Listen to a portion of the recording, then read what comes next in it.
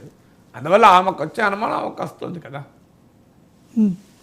Sir ఇక national సంబంధించినటువంటి విషయాలు చూసుకుంటే నిన్న ప్రధాని మోడీ ఒక ఇంటర్వ్యూ అంటే ఒక ఏజెన్సీ చేసినటువంటి ఇంటర్వ్యూలో అనేక అంశాలపై కూడా ప్రస్తావించడం జరిగింది.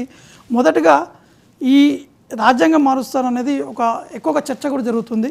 400 సీట్లు గెలిస్తే రాజ్యాంగాన్ని మారుస్తారనేది ఒక దుష్ప్రచారం చేస్తుంది. దానిపై కూడా ప్రధాని మోడీ కూడా కామెంట్స్ చేస్తారు. దాన్ని ఎలా చూస్తారు సార్? దుష్ప్రచారం బీజేపీ నాయకులు చెప్పిన మాటే కదా, వేరే వాళ్ళు చెప్తే దుష్ప్రచారం అవుతుంది. అనంత్ హెగడే అని బీజేపీ ఎంపీ చెప్పిన మాట ఇది. సో ఆయనకు టికెట్ రానట్టుంది. సో బీజేపీ నాయకులే అడపాదడపై స్టేట్మెంట్లు ఇస్తున్నారు, వేరే వాళ్ళకి కాదు. సో అందువల్ల ఈ ప్రచారం కలిగిస్తున్నది బీజేపీ నేతలు. దుష్ప్రచారం ఎక్కడిది? సో వాళ్ళేమో కొంతమంది బీజేపీ నేతలేమో మా 400 సీట్లు వస్తే రాజ్యాంగాన్ని మారుస్తామంటారు. నరేంద్ర మోడీ ఏమో నేను ఎందుకు మార్చను అంటాడు. సో అందువల్ల రెండు సైడ్లు వాళ్ళే బ్యాటింగ్ చేస్తున్నారు, opposition side position side. So అందువల్ల ఇదేమి వేరే వాళ్ళ ఆరోపణ కాదు, వేరే వాళ్ళు చెప్పింది కాదు. సో సాక్షాత్తు హోంమంత్రి రాజ్నాథ్ సింగ్ బహిరంగంగానే పార్లమెంట్లో చెప్పాడు కదా, సెక్యులర్ సోషలిస్ట్ అన్న పదాలు రాజ్యాంగ ఒరిజినల్ ప్రతిలో లేవు, ఇవి తర్వాత యాడ్ అయినవి అని. కేంద్ర ప్రభుత్వం అడ్వర్టైజ్మెంట్లు ఇచ్చి కూడా ఈ 2 పదాలని డ్రాప్ చేసిన సందర్భం కూడా మనం చూశాం. సుప్రీంకోర్టు తీర్పు కూడా ఉంది, ఆ 2 పదాలు తర్వాత చేసిన అవి భారత రాజ్యాంగం యొక్క మౌలిక స్వరూపంలో భాగమే అని. So secularism is a basic స్ట్రక్చర్లో భాగం. What was implicit was made explicit by the 42nd amendment అని సుప్రీంకోర్టు ఎస్ఆర్ బొంబాయిలో కేసులో తీర్పు చెప్పింది. చెప్పినా కూడా ఇప్పటికీ బహిరంగంగా అసలు సెక్యులర్ అన్న పదం తర్వాత యాడ్ చేశారు, అది మన రాజ్యాంగ క్యారెక్టరే కాదు అంటూ బహిరంగంగా మాట్లాడుతున్నటువంటి సందర్భం చూశాం కదా. సో అందువల్ల ఇవన్నీ కూడా బీజేపీ నేతలే మాట్లాడుతుండడం వల్ల ఈ ప్రశ్న ఉత్పన్నమవుతుంది. ఇక రాజ్యాంగాన్ని మారుస్తారా లేదా అది దానికి ఊహించడం కన్నా ఇప్పుడు జరుగుతున్న పరిణామాలైతే రాజ్యాంగ పైన ప్రేమించేవారు కొంత ఆందోళన చెందే పరిణామాలైతే జరుగుతున్నాయి. ఇప్పుడు ఉదాహరణకు ఫస్ట్ లోక్సభ 155 days సమావేశమైంది సగటున, ఒక ఏటా 5 ఏళ్ళు ఉంటుంది కనుక ఇయర్లీ ఎవరేజ్న 155 మీటింగ్ జరిగాయి, సెషన్ జరిగాయి, 155 రోజులు సమావేశమయ్యారు. ఇప్పుడు అది 55 రోజులకు పడిపోయింది. అంటే ఎంత స్థాయికి పడిపోయిందో దీన్ని బట్టి అర్థమవుతుంది కదా. అంటే పార్లమెంట్ ఫంక్షనింగ్ ఇంత డిటీరియేట్ అయింది. తర్వాత మీకు అసలు సెలెక్ట్ కమిటీకి బిల్లులు పంపడం.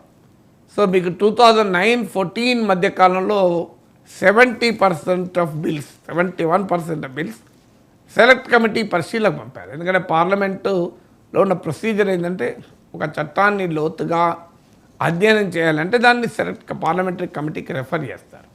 అలా లీగల్ అదొక పార్లమెంటరీ ప్రాసెస్. కానీ ఇప్పుడు 19 నుంచి 24 మధ్య కాలంలో కేవలం 13% బిల్స్ మాత్రమే సెలెక్ట్ కమిటీ పంపించారు. అంటే పార్లమెంటరీ స్క్రూటినీ ఎంత తగ్గిందో దీన్ని బట్టి అర్థమవుతుంది. చరిత్రలో కనీ విని ఎరగని రీతిలో 146 మంది ఎంపీలను సస్పెండ్ చేసి వాళ్ళు లేని సమయంలో క్రిమినల్ జస్టిస్ సిస్టాన్ని పెద్ద ఎత్తున మార్చే భారత న్యాయ సంహిత బిల్లులు ఐపీసీ, సిఆర్పిసిని రివైజ్ చేసేలాంటి సీరియస్ బిల్లుల్ని ఆమోదించారు. వ్యవసాయ చట్టాలను కూడా పార్లమెంట్లో అపోజిషన్ సస్పెండ్ చేసి దాన్ని ఆమోదింపజేశారు. అంటే వాళ్ళ పార్లమెంటరీ ఫంక్షనింగ్ ఏ స్థాయిలో పడిపోయిందో దీన్ని బట్టి అర్థమవుతుంది. ఈ 5 ఏళ్లలో ప్రధానమంత్రి నరేంద్ర మోడీ ఓవరాల్గా ఒక్క ప్రశ్నకు కూడా సమాధానం చెప్పలేదు. రిటర్న్గా ఒక్క ప్రశ్నకు మాత్రమే సమాధానం చెప్పాడు. అంటే prime minister refuses to engage with the fellow MPs. తోటి పార్లమెంటు సభ్యులు అడిగే ప్రశ్నలకు సమాధానం చెప్పడానికి ప్రధానమంత్రి సిద్ధంగా లేడు. సో ఇవన్నీ కూడా పార్లమెంట్ ఫంక్షనింగ్ను దెబ్బతీస్తుంటాయి కదా. సో అలాగే కేంద్ర సంస్థలు మనందరికీ తెలుసు, సిబిఐ, ఈడీ ఇవన్నీ ఎలా నడుస్తున్నాయి. కిరణ్ రిజిజు కేంద్ర న్యాయశాఖ మంత్రి న్యాయమూర్తుల్ని మేమే నియమించాలి, ప్రభుత్వం నియమించాలి అని. భారత ఉపరాష్ట్రపతి స్టేట్మెంటు సావర్నిటీ ఆఫ్ పార్లమెంట్ అని, అంటే పార్లమెంటుకే అధికారం ఉండాలి అని. సో ఇది భారత రాజ్యాంగ న్యాయ వ్యవస్థ స్వయం ప్రతిపత్తి అనే రాజ్యాంగ మౌలిక స్వరూపానికి విరుద్ధం. సో ఎలక్టోరల్ బాండ్ల పైన ప్రభుత్వం ఇబ్బంది పడింది కనుక ఆ తీర్పు ఇచ్చినందుకు సుప్రీంకోర్టు పైన ప్రెషర్ మన చీఫ్ జస్టిస్ పైన చూస్తున్నాం. ఈ మధ్య 600 మంది లాయర్లు సుప్రీంకోర్టు చీఫ్ జస్టిస్కు లేఖ రాశారు.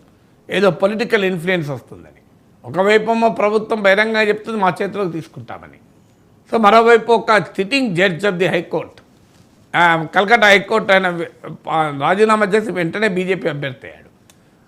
అభ్యర్థి కావడమే కాదు, నాకు గత కొంతకాలంగా నేను బీజేపీతో టచ్లో ఉన్నాను, బీజేపీ నాతో టచ్లో ఉంది అని చెప్పాడు. ఒక హైకోర్టు న్యాయమూర్తితో ఒక పొలిటికల్ పార్టీ టచ్లో ఉండడాన్ని అంగీకరించగలమా? అది న్యాయ వ్యవస్థ స్వయం ప్రతిపత్తికి ప్రమాదం కాదా? అరుణ్ జైట్లీ చెప్పిన స్టేట్మెంట్ ఉంది కదా, post retirement appointments offers influence the pre retirement judgements అని. రిటైర్ అయిన తర్వాత న్యాయమూర్తులకు వచ్చే నియామకాలు వాళ్ళు రిటైర్ కాకముందు తీర్పుల్ని ప్రభావితం చేస్తాయని సాక్షాత్ అరుణ్ జైట్లీ స్టేట్మెంట్ ఉంది. సో రాష్ట్రాలకు రావాల్సినటువంటి నిధులు రాకుండా సెస్సుల రూపంలో కేంద్రమే వాటిని తీసేసుకుంటోంది. గవర్నర్ల ద్వారా ప్రతిపక్ష పాలిత రాష్ట్ర ప్రభుత్వాలపైన ఎలాంటి దాడులు జరుగుతున్నాయో చూస్తున్నాం కదా. ఇది భారతదేశ ఫెడరల్ రాజ్యాంగ స్ఫూర్తికి విరుద్ధమైంది. భారతదేశం బహుభాషా రాజ్యాంగం కోరుకుంటుంది. మన రాజ్యాంగంలో అనేక భాషలకు సమప్రాతినిధ్యం ఉంటే కేంద్ర హోంమంత్రి హిందీ అన్ని భాషల వాళ్ళు హిందీ నేర్చుకోవాలి అంటూ ఏకభాషా సూత్రాన్ని దేశం మీద పెడుతున్నాడు కదా. ఇది రాజ్యాంగం అంగీకరిస్తుందా? సో ఇలా రాజ్యాంగంలో ఒక మౌలికమైన చేంజెస్ను కేంద్ర ప్రభుత్వం కోరుకుంటోంది. భారతీయ జనతా పార్టీ సైద్ధాంతికంగానే రాజ్యాంగంతో మౌలికంగా విభేదిస్తుంది. రాజ్యాంగం ఆమోదించిన తొలి రోజుల్లోనే ఆర్ఎస్ఎస్ తన భిన్నాభిప్రాయాలను అనేకసార్లు వ్యక్తం చేసింది. తర్వాత నిషేధాల నుంచి, ఆంక్షల నుంచి, నిర్బంధాల నుంచి బయటపడాలి కనుక రాజ్యాంగానికి తమ విశ్వాసాన్ని ప్రకటించింది. కానీ RSS BJP ideological differences the constitution are well documented.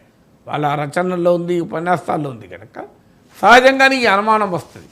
ఎందుకంటే బీజేపీ అధికారం వస్తున్న కొద్దీ, అధికారం బలపడుతున్న కొద్దీ తమ ఐడియాలజికల్ ఎజెండాను అమలు చేస్తుంది కనుక. ఇప్పుడు మీరు ఉమ్మడి పౌరస్మృతిని ఈసారి మేనిఫెస్టోలో పెట్టారు. 19లో అధికారం వచ్చాక ఆర్టికల్ 370 రద్దు చేశారు. అందువల్ల బీజేపీ ఐడియాలజికల్ ఎజెండాను బీజేపీ మరింతగా గెలుస్తున్న కొద్దీ, బలపడుతున్న కొద్దీ అమలు చేస్తుంది. So it's not shying away.